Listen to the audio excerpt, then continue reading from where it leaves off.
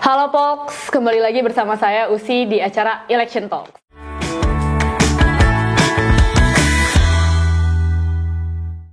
Nah, di kali ini kita akan membahas mengenai isu yang kemarin lagi ribut-ribut di KPU juga terkait peraturan KPU yang baru keluar dan didemo oleh banyak gerakan sosial, organisasi sosial, termasuk Perludem salah satunya. Kita sudah kedatangan oleh Ibu Titi Anggraini, Dewan Pembina Perludem. Halo Ibu, apa kabar? Baik, Mbak Usi sehat ya? Alhamdulillah, ini saya sangat excited ya Bu ya, mau membahas mengenai kemarin tuh sedang ribut-ribut soal apa. Jadi ada katanya peraturan KPU yang sudah tidak memihak kepada affirmative action atau kesetaraan gender. Nah itu kira-kira bisa dijelasin sedikit nggak Bu? Ini memang agak teknis ya, tetapi justru teknis kalau kita tidak kasih perhatian, justru dia yang akan mendistorsi banyak substansi. Sebagai warga negara, kita mau tidak mau memang harus bersedia untuk memikirkan teknis, termasuk soal pemilu. Karena pada dasarnya bagaimana suara dikonversi jadi kursi, itu persoalan teknis juga. Sangat teknis. Sangat teknis, ada rumus matematikanya dan seterusnya. Jadi kita mulai perlu membiasakan mengawal substansi juga iya, tapi jangan kita abaikan yang teknis-teknis. Kadang-kadang pintu masuk status quo-nya lewat yang teknis tadi. Nah, jadi baru-baru ini untuk pencalonan anggota DPR dan DPRD, KPU mengeluarkan peraturan KPU nomor 10 tahun 2023 tentang pencalonan anggota DPR, DPRD Provinsi, dan DPRD Kabupaten Kota. Kalau di Undang-Undang Pemilu kita, sejak 2014 kita punya skema affirmative action atau tindakan khusus sementara, kebijakan afirmasi keterwakilan perempuan yang cukup progresif, meskipun baru sebatas pencalonan. Jadi baru di daftar calon, belum keterpilihan. Nah, di Undang-Undang Nomor 7 Tahun 2017 itu mengokohkan kembali kebijakan afirmasi keterwakilan perempuan yang sudah diterapkan sejak 2014.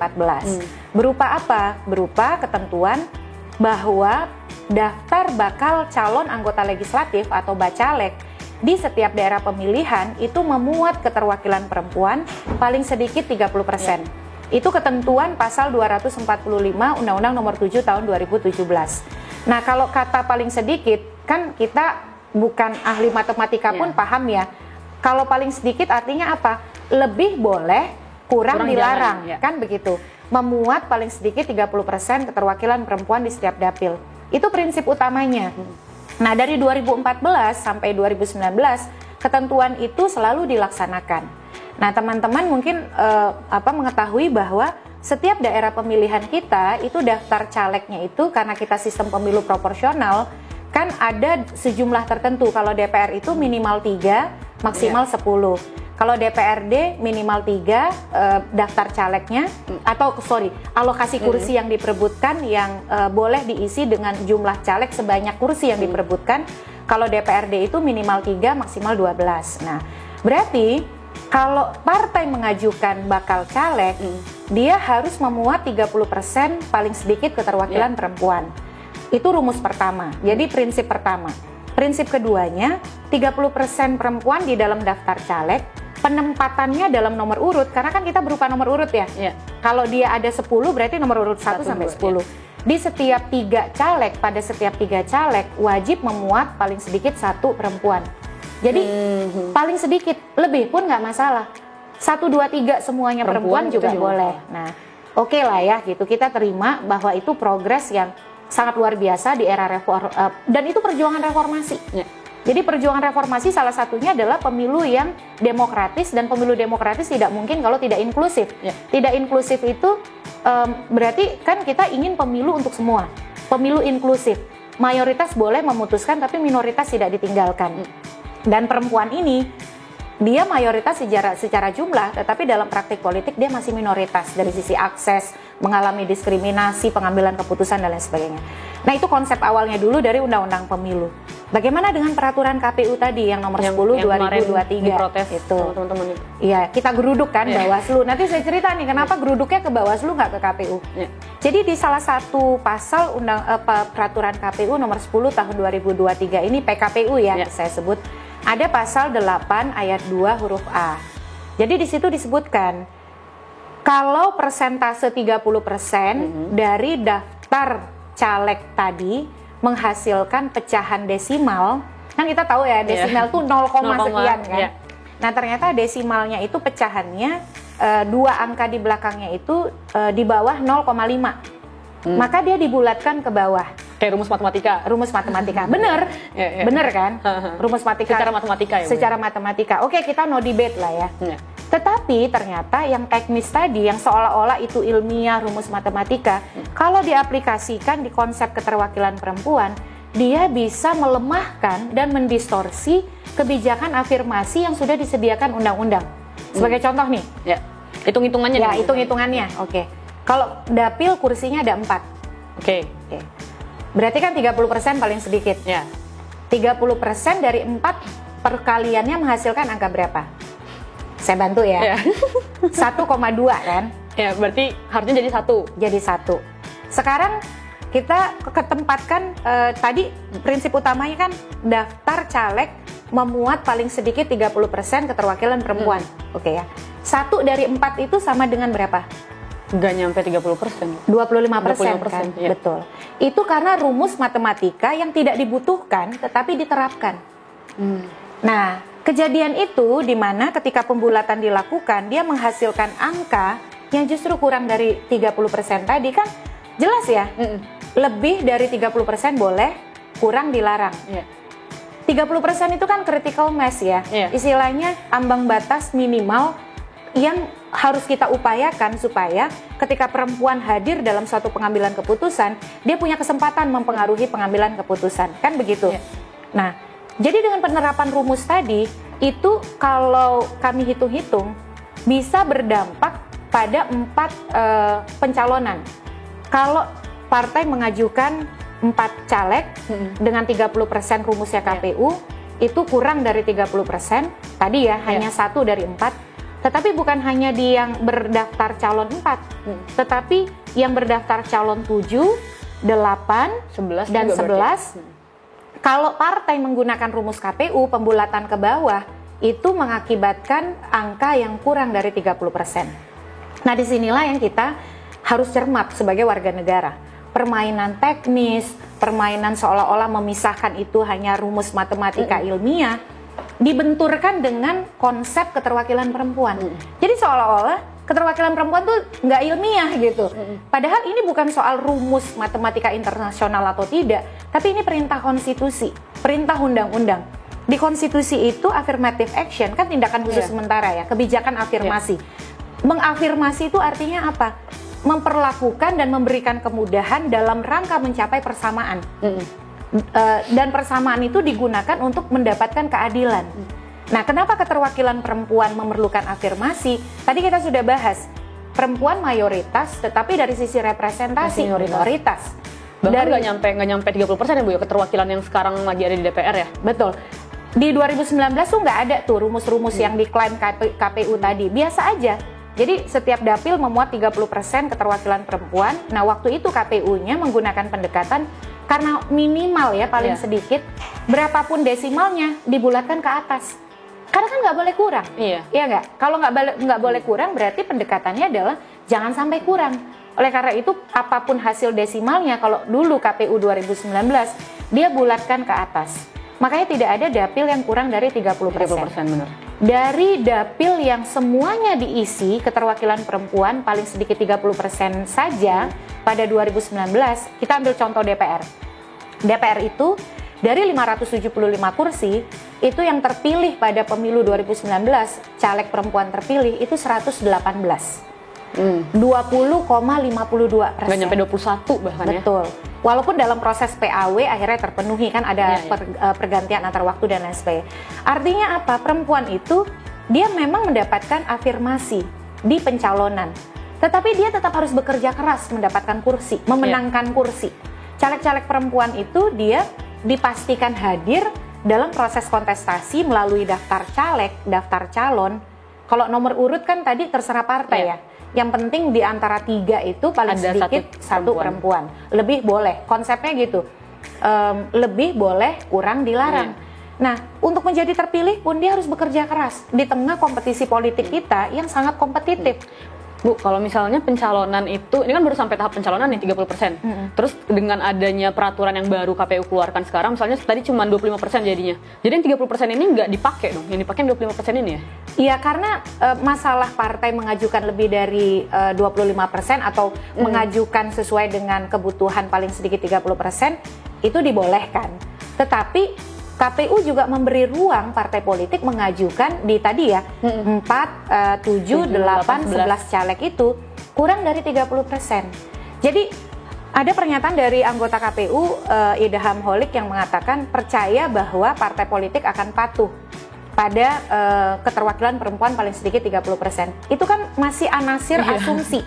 Tetapi faktanya adalah KPU membuka ruang pada pengajuan caleg yang di bawah 30%. Kurang dari 30%, di bawah dari 30%. Ini bicara soal prinsip, soal konsep, soal filosofi, komitmen. Jadi bukan pada partai pasti akan patuh kok gitu. Permasalahannya adalah KPU menyimpangi undang-undang, menyimpangi semangat konstitusi dan melemahkan gerakan keterwakilan perempuan. Kalau Mbak Usi tahu, mendapatkan pasal 245 tadi bahwa daftar caleg diajukan dengan memuat paling sedikit keterwakilan perempuan 30%, itu perjuangan yang tidak mudah dan panjang banget. Panjang. Kita harus reformasi dulu, lalu kemudian awalnya di 2004 kan bukan memuat, tapi memperhatikan. Kalau bagi saya memperhatikan saja itu sudah cukup, karena kalau saya perhatian, misalnya contoh, kalau kita memperhatikan sesuatu, kita pasti akan lebih memprioritaskan. Nah, tetapi di politik kita nggak begitu. Kalau memperhatikan artinya boleh ada, boleh enggak. Jadi tergantung preferensi perhatiannya. Nah, kalau misalnya tidak ada, itu kan tidak perhatian, tidak perlu dimuat, ya enggak? Nah, sampai kepada bergeser di pemilu 2009, itu sudah mulai lebih kokoh, begitu ya. Lalu semakin kokoh di 2014 yang menyatakan bahwa setiap daerah pemilihan, daftar bakal calegnya memuat keterwakilan perempuan paling sedikit 30%. Bayangkan itu berapa tahun tuh di era reformasi. 99 sampai ke 2014, 99, 2004, 2014 3 pemilu. Kok sekarang tiba-tiba langsung berat gitu ya? Kalau saya sih pertanyaan mendasarnya adalah saya penasaran apa yang melatar belakangi KPU. Karena alasan KPU-nya ini apa, Bu? Betul, perubahan kebijakan itu kan harus punya pondasi, argumen, latar belakang. Mengapa dia harus mengubah? Mengingat satu, pemilu 2019 dan pemilu 2024 itu undang-undang pemilunya sama, kan nggak berubah ya? Sama-sama undang-undang 7 2017. Dan kalau kita lihat, 2019 itu dipraktikkan, dilaksanakan, diimplementasikan. Dan bisa partai-partai melakukannya. Jadi saya bertanya begitu. Kamu bertanya-tanya. Itu ada di dalam pikiran juga. Ingat ya, kamu nanya, kamu bertanya-tanya. Nah, yang kedua adalah yang juga ini, siapa yang kemudian mempengaruhi KPU? Atau Komisi 2 atau mungkin partai politiknya, Bu? Nah, karena memang KPU kan, jadi Mbak, sebelum sampai ke peraturan KPU, kan KPU itu harus menyiapkan draft peraturan KPU yang itu diuji publikkan, kan harus partisipasi masyarakat dong. Percaya nggak? Kalau di draft peraturan KPU yang diuji publikkan, itu ketentuannya tidak seperti yang sekarang di peraturan 10 2023, melainkan seperti 2019, pembulatan ke atas, semua desimal. Nah, katanya sih Pak Idham lagi yang ngomong, itu dilakukan setelah konsultasi dengan DPR. Tetapi bagi saya itu nggak bisa jadi pembenaran. Walaupun DPR memang wajib dalam pembentukan peraturan KPU wajib konsultasi dengan DPR, tetapi ada putusan Mahkamah Konstitusi yang mengatakan kesimpulan rapat konsultasi itu tidak mengikat KPU. KPU itu merdeka, mandiri untuk memutuskan. Jadi kalau KPU-nya punya keberpihakan, dia tetap bisa firm dengan keputusannya dong yang sudah dia buat. Kan dia komisi ya? Betul, dan independen, mandiri, dijamin oleh konstitusi. Dan itu pernah dilakukan oleh KPU. KPU misalnya waktu itu, saya nonton ya, karena saya suka nyimak YouTube-nya Komisi 2. Waktu itu anggota Komisi 2 DPR tuh bilang, KPU persyaratan pencalonan itu nggak usah lah pakai surat keterangan pengadilan kalau dia tidak pernah dipidana gitu-gitu kan ada ya. Kan nggak boleh tuh kalau dia mantan terpidana, kalau dia pernah dipidana harus jeda 5 tahun. Tapi kata KPU, tetap harus surat pengadilan. Nggak cukup cuman surat keterangan atau pernyataan. Waktu itu anggota Komisi 2 maunya pernyataan aja. Kan saya nggak bermasalah. saya declare aja. Nanti kalau saya ternyata nggak sesuai, ya dibatalin gitu. Masuk akal juga ya. Tapi KPU tuh kukuh gitu. Tetap harus surat keterangan pendirian pengadilan. dia ya. Dengan pendirian dia. Akhirnya peraturannya tetap sesuai dengan posisinya KPU. Kenapa untuk urusan keterwakilan perempuan KPU nggak bisa gitu? Iya. Nah, jadi saya menduga memang KPU pada dasarnya nggak punya keberpihakan gitu. Jadi dia menganggap mungkin it's not a big deal gitu ya, cuman ngurangin satu. Dia hanya bicara mungkin mengurangi satu di satu dapil. Dan mengurangi koma-komanya cuma didesimalin ke bawah. Betul. Kalau diakumulasiin itu tinggi ya Bu ya? Kalau kami akumulasikan, misalnya diakumulasikan Bu, berapa kira-kira perempuan yang di DPR RI itu pemilu DPR ada 84 dapil. Oke. Nah, dari 84 dapil Kita itu pakai kalkulator ya Bu. Iya, dari 84 dapil itu ternyata dapil yang punya kursi 4, punya kursi 7, punya kursi 8 dan punya kursi 11. Itu ada 38 dapil. Kalau partai misalnya ikut semua itu, satu partai berarti kan 38 perempuan terlempar dari daftar bacalek. 38 perempuan kehilangan kesempatan dan pengalaman politik untuk terlibat di pemilu 2024. Itu baru satu partai. Kalau kita pakai angka ambang batas atas ya. Sementara peserta pemilu 2024 18 partai. Kita coba kali 18, 684. Ini baru DPR RI. Belum ada DPRD provinsi. DPRD provinsi itu dapilnya ratusan. Kita harus hitung berapa yang berkursi 4, 7, 8, 11. Dapil DPRD kabupaten kota itu ada ribuan. Kita juga harus hitung. Berarti kan makanya kami bilang ada ribuan perempuan yang potensial kehilangan kesempatan dan pengalaman politiknya melalui pemilu 2024 karena peraturan KPU yang melemahkan kebijakan afirmasi. Nah, kalau tadi ditanya apa sih alasan KPU?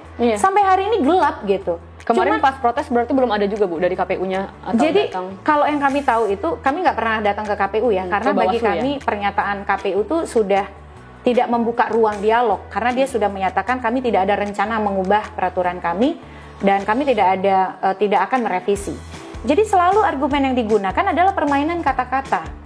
Bahwa ini adalah rumus matematika internasional. Kita juga tahu. Tetapi kan tempatkanlah rumus dalam konteks. Iya kan? Nah, jadi seolah-olah kami ini pendukung gerakan keterwakilan perempuan tuh tidak paham hal-hal yang ilmiah. Seakan-akan dibuatnya seperti itu. Jadi kalau dalam hal ini kita sederhana saja lah. Kalau kita belajar bahasa Indonesia, kita kan tidak perlu rumus Pitagoras.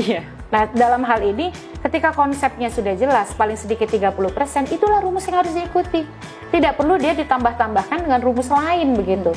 Jadi ini yang sampai hari ini kami merasa alasan KPU itu gelap. Yang kami dengar justru adalah argumen-argumen dari parlemen.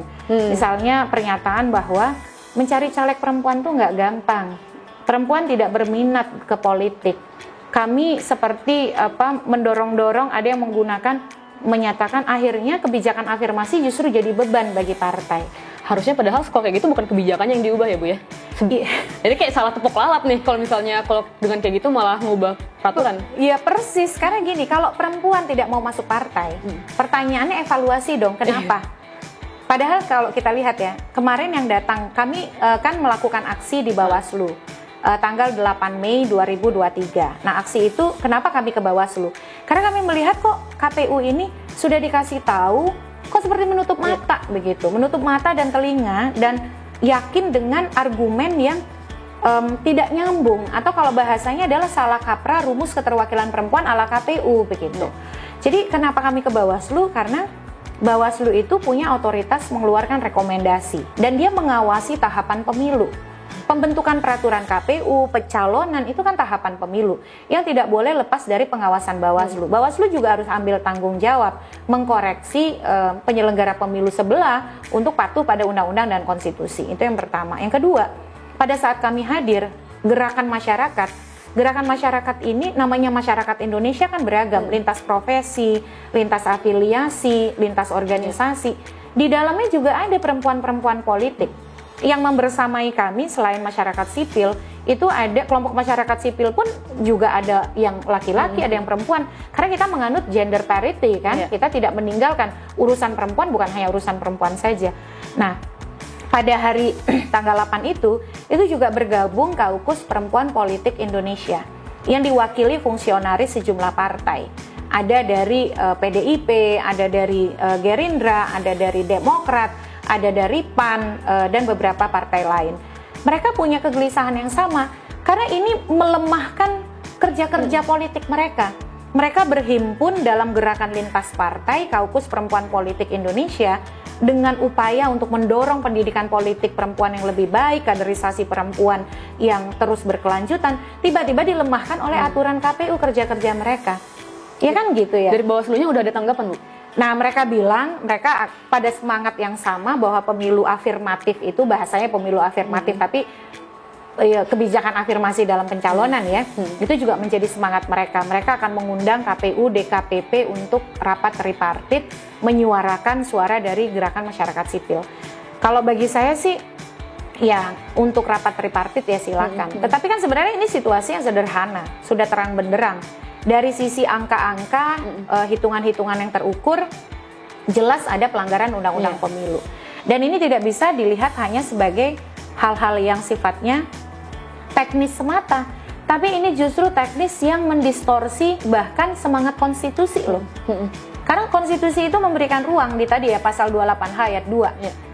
Tindakan khusus atau kemudahan. Itu udah dari UUD NRI 1945 ya? Iya, makanya dari undang-undang dasar kita, konstitusi dari kita kan. Udah kayak gitu. Nah, jadi bagi saya sih apa sih kepentingan KPU? KPU itu kan lembaga negara independen, mandiri, mestinya dia itu leluasa membuat regulasi yang demokratis, yang memajukan demokrasi, pemilu inklusif, keterwakilan perempuan. Kenapa harus begini gitu? Kok kita jadi setback gini? Sebenarnya yang setback itu dalam situasi ini bukan hanya keterwakilan perempuan. Kita dua kali setback nih. Satu, kita setback soal keterwakilan perempuan, hal-hal yang mestinya sudah jelas dalam regulasi, yang dulu tuh perjuangannya tuh udah selesai ibarat kata ya di dalam regulasi. Saatnya sekarang kita menagih pemenuhannya, diwujudkan oleh partai kan begitu. Tapi akhirnya kita harus bayangin, kita harus pakai kaos lagi, harus aksi lagi. Jadi kayak ironi gitu, aksinya itu minta kebijakan afirmasi sama 3 pemilu ini ngapain ya? Nah makanya saya kan angkatan reformasi ya, karena saya kuliah tuh angkatan 97. Jadi saya ngerasa kok kayak bulet gitu ya. Harusnya sekarang tuh kita udah bicara parlemennya yang 30% gak lagi daftar calon. Itu yang pertama ya. Jadi kita memang regresi dari sisi, kalau regresi terlalu keras ya kita mengalami kemunduran begitu dari sisi komitmen afirmasi. Nah yang kedua, ini jadi catatan terhadap performa KPU sendiri. Kenapa sih KPU jadi begini? Kan KPU itu institusi demokrasi. Harusnya value demokrasi, nilai-nilai demokrasi itu pemilu inklusif, pemilu akses, itu tuh dia udah kelar gitu. Harusnya udah di tahap konsolidasi, nggak usah transisi lagi nih. Transisi udah dilepasin ya benernya. Iya, istilahnya tuh bahkan dia KPU itu di beberapa pemilu sebelumnya punya relawan demokrasi yang khusus menyasar kelompok perempuan dalam rangka membuat partisipasi perempuan yang lebih substantif, hadir dalam ruang-ruang yang melampaui sekedar memberikan suara, tetapi juga terlibat sebagai penyelenggara, mengawal proses agar berjalan luber jurdil. Kok dibeginiin gitu? Ini tuh pendidikan politik yang buruk sekali. Dan ini bisa menjadi pintu masuk bagi kebijakan yang lebih melemahkan lagi. Kalau ini berhasil nih, nanti di daftar bacalek kurang dari 30 nggak apa-apa nih. Nanti akan ada lagi, oh jangan cuma yang di 4, yang 7, 8, 11. Kalau bisa semuanya aja gitu. Lama-lama, nggak perlu kebijakan afirmasi, buktinya bisa kok. Buktinya akhirnya, tetap berpihak kepada perempuan gitu kan. Akhirnya dihapus sama sekali. Jadi dia punya efek bola salju. Satu, ini jadi pendidikan politik yang buruk bagi anak-anak perempuan, remaja-remaja perempuan. Dulu kan kebijakan afirmasi itu walaupun ada yang berdebat gini, produknya juga nggak pro kok kepada kepentingan perempuan. Perempuan belum tentu dukung perempuan katanya. Nah betul, gitu itu satu sisi. Itu konteks yang berbeda. Tapi ada konteks lain yang Mbak Usi perlu lihat nggak? Ketika perempuan dihadirkan, kita sebagai anak remaja, anak-anak kita, contoh anak saya laki-laki, dia melihat, oh perempuan tuh bisa jadi anggota DPR. Jadi kepala daerah, jadi anggota DPRD, perempuan itu bisa hadir di ruang publik. Maka dia akan menerima kehadiran perempuan di ruang publik, di panggung politik sebagai sesuatu yang normal, alamiah, sudah semestinya. Tapi ketika begini, begitu, kok orang-orang yang berada di institusi demokrasi, kenapa ingin mundur? Harusnya kita tuh maju. Harusnya kalau perlu KPU itu tidak lagi bikin memuat keterwakilan perempuan 30% di dapil pencalonan, tapi langsung bilang misal ke partai dengan progresivitas terobosan hukum, daftar caleg bukan hanya memuat keterwakilan perempuan 30%, tapi perempuan ditempatkan pada nomor urut 1 pada paling sedikit 30% dapil. Baru itu lebih progresif lagi. Harusnya kan itu kejutan yang kita dapat, bukan kejutan yang beginian begitu ya. Lagi pula nggak ada alasan untuk bikin kejutan. Benar-benar. Iya, betul. Ya, itu aku sedikit flashback juga, Bu. Dulu kan juga sempat belajar tentang perwakilan perempuan ini ya. Kalau misalnya emang kita sebenarnya harus ada perwakilan deskriptif dulu, baru kita ke substantif. Kalau misalnya deskriptifnya aja udah dihilangkan, bagaimana mau mencapai ke substansi ini gitu kan ya. Oke, nah ini karena udah tadi aku dibilang 25 menit. Gimana Bu, kira-kira closing statement aku misalnya sebagai anak muda atau juga perempuan gitu ya, kira-kira kita tuh harus mengawal isu ini tuh seperti apa, dan kira-kira apa yang bisa kita lakukan? Pertama, harus selalu aware, karena politik kita menuju 2024 tuh dinamis banget. Setiap hari kita disuguhkan oleh akrobat dan manuver elit politik. Penting untuk menyimak hal-hal yang sifatnya politik elit ya. Tetapi jangan mengabaikan kita dari orientasi pada politik program, gagasan, dan juga prosedural yang jujur dan adil. Kalau ini nggak kita pantau, ini lepas, yakin jangan berharap politik gagasan, jangan berharap politik program, karena hal-hal yang tidak akan ada substansi tanpa prosedur kan. Kalau orang hukum itu ibaratnya gini, nggak akan sampai pada keadilan material kalau formilnya diabaikan. Nah, yang prosedur ini adalah pintu masuk untuk mengokohkan yang substansi. Harusnya kita udah kelar dengan yang prosedur ini. Dan kita melangkah kepada substansi. Kita menuntut misalnya program-program dari perempuan terpilih itu direalisasikan dan sebagainya.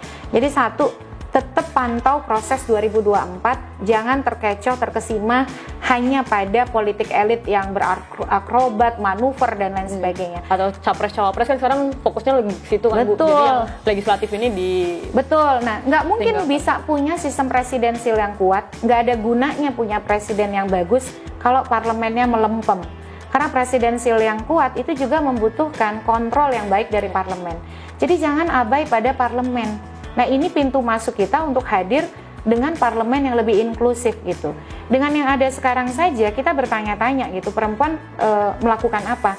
Dengan jumlah 20,1% kita sudah ditagih seolah-olah kita ini 50%, benar nggak? Pengambilan keputusan aja kita harus bertarung gitu ya, seolah-olah kita ini pemilik mayoritas saham. Nah, itulah cara pandang orang yang masih punya stigma pada perempuan, seolah-olah perempuan itu ya ketika hadir di politik kapasitasnya harus di latas laki-laki, harus hebat, harus ini. Padahal hal yang sama kan harusnya dibutuhkan dari semua jenis gender, bukan hanya perempuan kan gitu. Itu yang kedua adalah saya kira teman-teman anak muda harus ikut gerakan ini ya, sekecil apapun, minimal gunakan media sosial, gunakan instrumen digital apapun untuk bersuara, untuk speak out. Karena kadang-kadang kalau kita nggak speak out, kita tuh dianggap ya how low you can go, anjing menggonggong kafilah berlalu, paling juga nanti diem. Semampu apa sih masyarakat sipil? Nah itu yang kadang-kadang kita tuh diuji gitu. Nah kalau kami sendiri ini perjuangan prinsipil gerakan reformasi nggak boleh kita sepelekan, dan juga ini bagian dari menjaga konstitusi. Kami berencana akan mengambil langkah-langkah hukum kalau KPU tidak melakukan perubahan. Langkah hukum itu kan hak warga negara. Jadi jangan dianggap sebagai juga perlawanan pada negara, tapi justru karena kita ingin menjaga negara kita, menjaga pemilu kita. Jadi kalau tidak diubah, maka sudah ada beberapa rencana, misalnya Bawaslu juga gagal meminta KPU mengubah begitu ya. Kenapa kami ke Bawaslu kan karena KPU-nya juga tidak mau berdialog begitu. Jadi kita akan laporkan ke Dewan Kehormatan Penyelenggara Pemilu karena sudah tidak profesional dan melawan hukum, kan bertentangan dengan undang-undang dan konstitusi. Yang kedua, kita akan ambil langkah bersama koalisi masyarakat peduli keterwakilan perempuan untuk uji materi ke Mahkamah Agung. Nah, mudah-mudahan teman-teman suara muda tuh membersamai kita gitu, sehingga kita berjuang itu nggak parsial, nggak setengah-setengah, tapi kita bagi peran, saling topang, saling dukung, dan ini akan menjadi gerakan yang solid dan kuat. Amin. Saya juga akan menyuarakan ini di sosial media karena emang ternyata ngaruh banget dengan desimal ke bawah aja. Tadi kita hitung udah 684 DPR aja. Itu baru DPR, belum DPRD dan yang provinsi kabupaten yang tadi sampai 1000 ya Bu ya dapilnya. Nah itu teman-teman. ternyata apa yang lagi disuarakan oleh teman-teman koalisi apa tadi Bu? Sorry, Masyarakat peduli keterwakilan perempuan. Masyarakat peduli keterwakilan perempuan sedang menyuarakan tentang affirmative action untuk menjaga negara, menjaga konstitusi kita dan juga menjaga bagaimana perempuan-perempuan ini mendapatkan kesempatan ya Bu ya, kemudahan untuk mendapatkan kesempatan. Buat teman-teman yang nonton ini, please juga komen dan ikut ya Bu ya gerakan ini ya, karena ini juga untuk affecting us sebenarnya. Kita nggak mau demokrasi balik lagi ke masa transisi, kita mau demokrasi udah dikonsolidasi, progresif ya Bu ya. Dan komen teman-teman kira-kira apa pendapatnya terhadap peraturan KPU yang sudah dibuat kemarin. Sampai jumpa di episode berikutnya. Bye-bye!